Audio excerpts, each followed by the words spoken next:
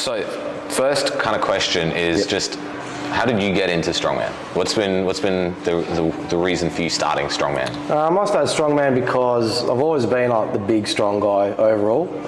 Clearly, yeah. You know, growing up, you know, I played like footy, boxing, swimming and stuff like that. And then once I hit FIFO, I got into the weights because I didn't want to be a bar fighter. So I trained weights and got into a bit of powerlifting, but I found like static strength overall wasn't the best, but I found overall package I was fairly strong. And I grew up watching in the early mid-2000s the World's Strongest Man. So Marsh Pudanowski and all that. Then the Big Z, and when Brian Shaw came in. And I was like, man, this is something I really want to do. And but unfortunately, FIFO life, especially doing stuff like 4-in-1, couldn't get into it. And then once I found a good roster, I found Strongman through Facebook. Muscle Pit did it, and also Ruchi's gym. PT says I was back then.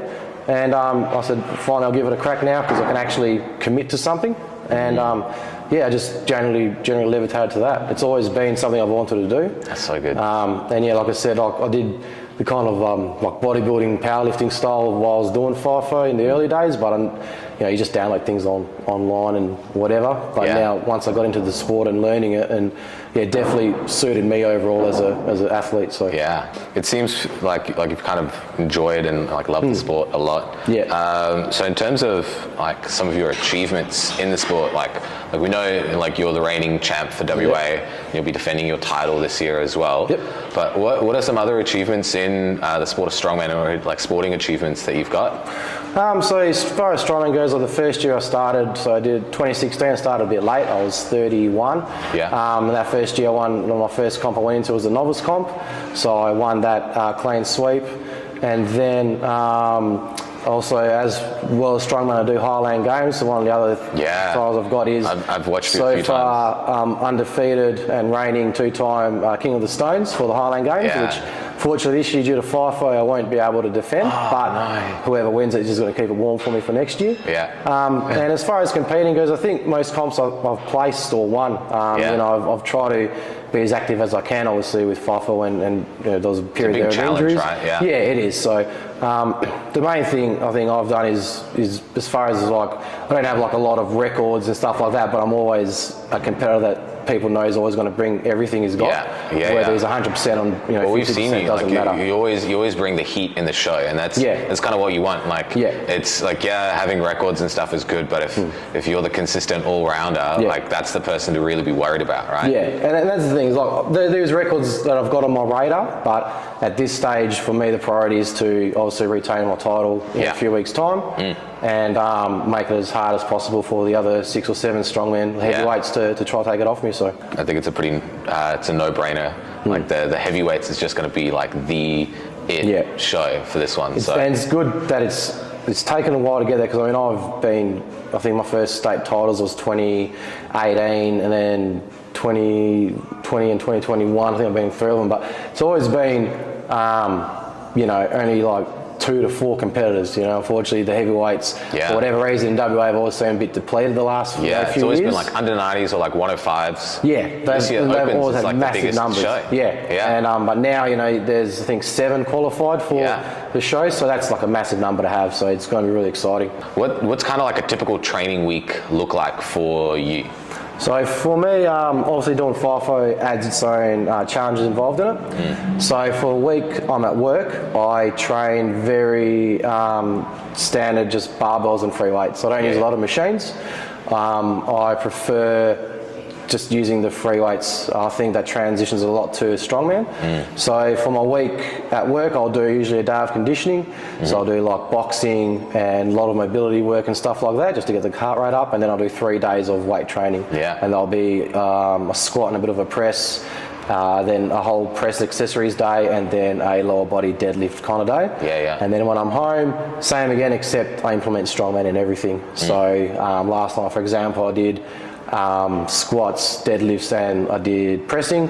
Tonight will be more pressing accessories, and then on Sunday will be my strongman specific day where I'm going to be doing I know there's a lot of deadlifts, stone work and throws. So I try to, leading into a competition, implement as much of that as I can in the training, and obviously going through with my trainer, Craig, who's also a competitor in Strongman and Highland Games. He understands what it's like leading into those comps. So, and also he's done FIFO before. So we obviously work around the challenges at hand and just make sure we hit all the targets. So having a coach kind of talk you through and work with those types of kind of issues with lifestyle and competing, and especially a sport like Strongman where you're just, it's not like any other sport where you follow just like a typical program. It really changes from comp to comp. So like, what do you guys do that kind of helps you get prepared? We obviously, before a competition, we'll sit down and go through the events as soon as we know. Obviously with Strongman, you might not know the events, but you know there's going to be like a pressing event, there'll be a deadlift event, there'll be a medley, you know. So there's usually 4 events, so you can, no matter what you pick, you work around those. And then once we know what the events are, you structure that around them.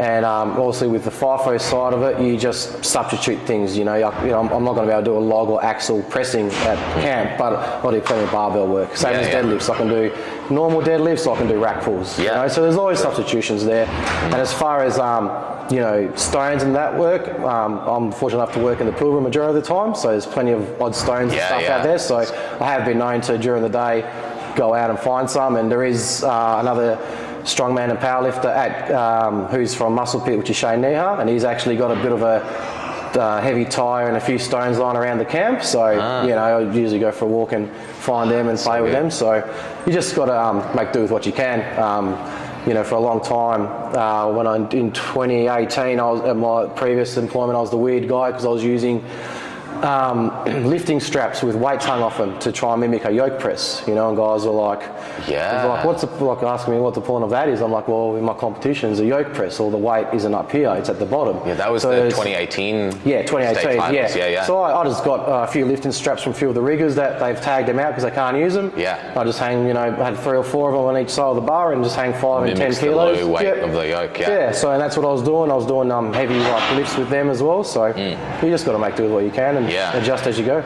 Like you got to kind of figure out what muscle works. Dumbbells, if you ever got muscle dumbbell, the best thing you can get is fat grips. You know, I mean, throw fat grips on anything and you've got an axle and you've got a muscle dumbbell. So. It's kind of like, it's a game of imagination, really. To get into Strongman, like you can be part of a commercial gym, but you can get fat grips. You can be creative with doing rack pulls to simulate a tired deadlift and stuff. So, exactly right. I like it. So competing in general, like there's a lot of pressure involved with that, and like that in the sport of Strongman, there's no real off season. It's kind of, you have to always be at your A game. So how do you kind of manage stress and like pressure and all that stuff in your training? So with training in general, I do, I've gone through a lot of period of my life with mental health and depression. So I've been fortunate enough to, when I was 30, admit that and seek help. So I do have a lot of support around me. So counsellors and stuff like that. You know, Beyond Blue, we'll rave about them plenty of times, you know. So you've done some fundraising for them. I've done fundraising. Same as Issue for Static Monsters. I've donated some money. I haven't sponsored, but it's just a great cause, you know. And especially as athletes, you've got training, competing, personal life, work life, it just compounds on. It can get really suffocating. And usually it's training's the first thing to suffer. And this year that's been the story for me. I've had a lot of personal stuff going on, and it's really, my mental health really was at a pretty average spot for most of the year. And it's just, all I had to do is just keep grinding away. I know it's like, you know, worn out, everyone's like, oh, just grind, but you just got to take the wins when you can. And that's one big thing you know, there was a period where I'd train a week, maybe 2, and then I just wouldn't train for a week because I didn't want to. But I'd always, after a week, I'd get back up and get into it, you know. And you got to take the hits when they come, because there'll be plenty throughout, you know. The biggest thing I've learned as well for a lot of the strongmen and powerlifters on my journey is that progress isn't linear. Like, it's not a straight line. And you might have a great run for 2, 3, 4 years, which from 2019 till end of last year, I had an awesome run. 2021, I think I had 6, 7 comps, which is the most comps I've ever had in a year. You know, and I placed in all of them and won a few. And then this year, you know, WA Strong Span's my 2nd comp for the year. So it's a completely polar opposite. Feels weird, right? It is very, very weird feeling.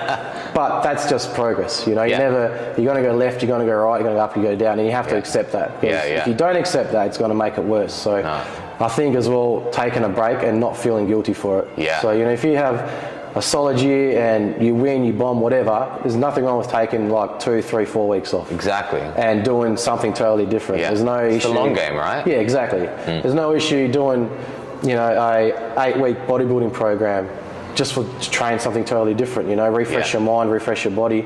So and that's pretty much what I do. I speak to people that are in my circle that understand me and know me. Yeah. I speak to people and friends that I know are going to help me, because not everyone understands your journey. So you can't go to your best mate who's known you as a friend for 20 years but doesn't know you as a competitor with issues with competing. You go to a friend that you've competed with or you've trained with or whatever. Yeah. So, and that's probably basically you just got to use the people that you're going to get the most out of. Yeah. So.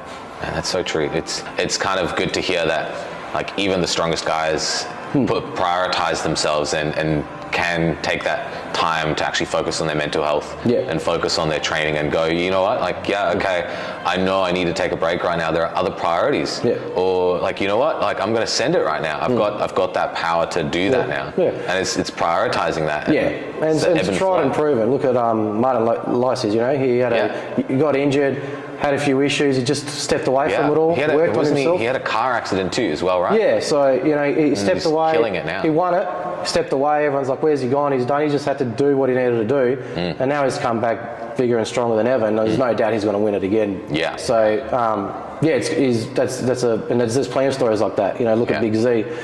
You know, he kind of stepped away, had a few injuries, and then went into the Masters and has dominated. You know, and he's come back and done a few comps. He still places top 10. You know, so, you know, for a guy that's, you know, mid-40s, that's still amazing, and he's still got multiple records and that, and so it's a try and proven method. No, I like it.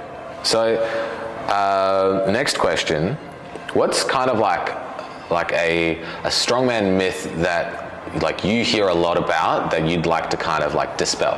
What's something? So you have to be my size to be a strongman. I like it. You know, and it infuriates me because I know I'm a heavyweight, and I know people love to see the heavyweights, you know, but to me, the strongest people I know are like literally half my size. And, you know, that goes for the women as well. Like, so don't think just because, you know, you see a monstrous guy in a gym as well, that they're not, that you can't approach them or train with them, you know. Being in the FIFO game, it really used to get on my nerves. It still does. The amount of people, like, they have a real unhealthy ego when it comes to strength and that, and it just does nothing for the community. So, you know, if you see someone doing strongman, or if you want to give strongman a go, just do it. Like, you know, there's a reason there's so many different weight classes. There's a reason there's men's and women's, you know, and just because you might not be there yet doesn't mean you won't be there. You know, and just give it a try, and don't feel just because you're smaller or this or that it's not a sport for you. So. No, that's so true. I mean, it's really good coming from someone like you as well, because it's something that like WA Strongman tries to preach a lot of, because like we have a lot of heavyweight athletes, but we've got a hell of a lot more lighterweight athletes than anything else, and like the community supports each other with that. And I think it takes away from them too. You know what I mean? Because people just think, oh, that's a big, strong, heavy dude, or he has to be strong, and it takes away the effort the heavyweights do put in as well. Because just because it doesn't mean we're strong automatically. You know, it's taken a very long time for all of us to get to where we are. You know, you do get that natural athlete every now and then just come from nowhere and just dominate. You know, and that's part of it. But you know, especially you just got to, like I said, don't believe, you know, just don't think, oh, because he's big and he has to be strong, or I have to be that big or that heavy to be a strong man or a strong woman. You spoke earlier about like you doing boxing and stuff when you're on site, like conditioning training as a whole for strongman. Yes, no, do you need to do conditioning? Nah, you definitely do. I think you need conditioning, full stop. And look, for a long time I didn't really do a lot of conditioning. I had it in my head that, because I'm lifting heavy weights and all this stuff, you know, it's all you need to do. But I also was doing a very physical, demanding role on the railways. You know, it's a lot of labour-intensive stuff. So, but you definitely need it. Like, because if you get gassed, the sooner you get gassed, that's the sooner you're out of the competition. You know? So conditioning does play a large part in strongman. You do, but it's a different type of conditioning. Like, I do boxing because I enjoy boxing and I enjoy the rounds, and it's most gyms will have a bag in that. But when I'm home, I do it as well. But I also do stuff like, I've got natural stones, I've got a concrete shield, I've got sandbags. I'll pick them up, go for a walk around the back, or I'll flip a tire. You know. no one likes doing it, like, but it's a necessity. Yeah, yeah. You know, and if you just do that like once a week and focus, you know, just even like half an hour of your training, 20 minutes on conditioning, doing 2 or 3 different things, it will improve you in the long run. Yeah, oh, exactly right. You know, because there's not going to be every comp, it's going to be static based. There's going to be comps where you're going to have a lot of medleys, or you're going to have, like this comp, it's 400 for the heavyweights, you go 405 kilos for distance. You could, it's all cool if you can pick up 405 kilos, but if you take 5 steps, you're gassed, then you're not going to really win or try to be a threat in that event. Yeah. So you need to get your conditioning up. That's the only way to do it. Exactly. So. Well, it's like the Conan's Wheel event from last year's state championship. Yeah. One of the biggest things that a lot of people struggled with was the conditioning of holding that on their chest and not being able to hold that there. I knew that. Found that first time I passed out after about 4 meters, I think. So, to be fair, it was pretty heavy for you guys too. Yeah, it was heavy, but and then that was part of it. And I trained that every time I was home. Every chance I could, I'd train it. But same thing, you know, training it once a fortnight obviously wasn't enough, and I probably should have done a bit more with the conditioning. So, but yeah, like it's surprising how many people think just because they'll do like 2 hours in the gym lifting weights, they think they're conditioned, and maybe for that thing they're doing they will be. But if you've got a totally different event, it's going to test you. And it's not just like your endurance. It's like, you know, your hamstrings can get shot after 2 events because you haven't been focusing on, you know, conditioning endurance for that. Or you might have, you know, 3, 4 or 4 presses to do on a comp. You're only doing max singles. Yeah. You know, so the thing it definitely plays a part in it. What kind of advice do you have that you'd want to give to people that are looking to get into strongman, that they've been watching World's Strongest Man, they've been watching our shows, and they're trying to figure out, like, should I just jump in? Like, what would you say to someone like that? I'd just say do it. You got to do it. You got to. We mentioned before the whole ego thing. Especially, I think women find it a lot easier to get involved in this sport, and it seems as the women's side has grown a bit more than the men's. It does, right? Yeah. And the thing with mainly for the blokes is to put that ego aside. Like you know, when you train in a gym, if you're hitting powers in a gym and everything, that's great. You're hitting targets, but that's just a gym PR. That's just training. You know? Get into the competition side of things, and everything else will improve. So you really need to just give it a crack. And the good thing about the strongman community, and something I try embrace as much and give as much as possible, is you kind of give what you get. So you come in and you ask questions and you want help, and there will be a plethora of people that will gladly open the door, open their gym, whatever for you. You know, on a comp day, you know, the amount of people I go around to, men and women, you know, just have a chat, even though I'm competing, how they're doing, you know, if that event went good for them, I tell them how you did good. You know, if the event went a bit average and they're feeling a bit down, I tell them, you know, don't worry about it. It's one event, you still got X amount to go. Get it out your head. And, you know, and it's just a real supportive community. You know? And then, like I said, like, as it grows and develops, you know, like, we're a big family. You're going to have people arguing here and there, but as a whole, if you're all... Family's family, right? If you're involved in the sport and you're there for the sport, it'll always grow. So, so my advice is just bite the bullet, get involved in it, and then just learn as much as you can and give back as much as you can. No, exactly.